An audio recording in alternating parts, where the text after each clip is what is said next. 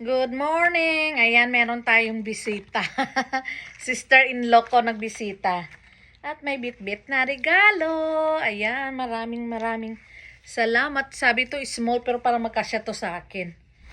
Ewan ko, na-stretchable siya. At saka scarf sa taglamig.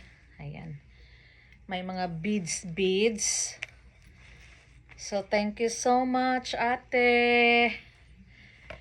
Maraming salamat. Ayan. Pwede ganyan. Or pwedeng ganito. Iba-iba. Iba-ibang design. Maganda siya. Maganda. Ayan. Ang gustong-gusto ko sa scarf ay